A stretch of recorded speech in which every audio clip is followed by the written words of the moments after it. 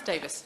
Well, thank you very much, Madam Chair, and thank you to my honourable friend and my neighbour, member for Rutland and Melton, for successfully securing this debate on what is, frankly, one of the top issues that has plagued my area in Grantham and Stamford for many years. And since my selection in July 2019, this is probably the top 3 issue on the doorstep whenever I'm out and about. And it's an issue that is important to my constituents, not just because it's a key arterial strategic road for my constituency, but it is a key arterial road for our entire country. And as my honourable friend pointed out, there are incredible economic benefits to seeing improvements on this road. But I would just want to focus on 2 aspects that are very specific to Grantham and Stamford today. Clearly, we have issues, as my honourable friend has said. It is quite frequent, the number of reports in the news almost daily that there's been a bump, a scrape, or indeed a very serious accident. And this has a knock-on impact on our villages, causing congestion. It diverts valuable Lincolnshire police resource away from fighting crime, as well as the pure fact that people just want to get around the place. They want to get to work, they want to get to school, and they want to do so safely and without delay. When I conducted last June a survey of Colsterworth village, which is right on the edge of the A1, the message from constituents was very clear.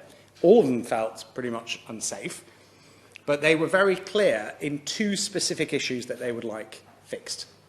First of all, we have some of the shortest slip roads in the country, and secondly, we have death trap crossovers that are just absolute nightmare when you get long vehicles that are trying to cross basically 4 lanes on a 70-mile-an-hour road. So they've been very clear.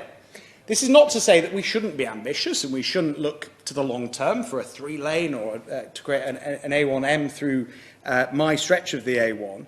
But my constituents want action now. They want to see these improvements that are, quite frankly, pretty minor. So who is responsible for this? Well, it isn't actually ministers. Ministers have provided a significant amount of funding to National Highways, which is the body responsible. There are 2 funding pots that are of note. The RIS funding, which my honourable friend mentioned, that's 27 billion or thereabouts, which is for strategic road improvements over a very long period of time, such as those that my honourable friend mentioned. But there's also the £936 million designated funds pot, and that's the critical aspect to what I'm talking about today, because this is specifically for safety and congestion measures, to tackle things like the crossovers and to tackle things like the length of the slip roads. So while there's been significant funding given to National Highways, unfortunately, it is the internal bureaucracy of National Highways that is holding up the safety improvements that the people of Grantham and Stamford really want and really need. And so my ask today of the Minister is 2 things.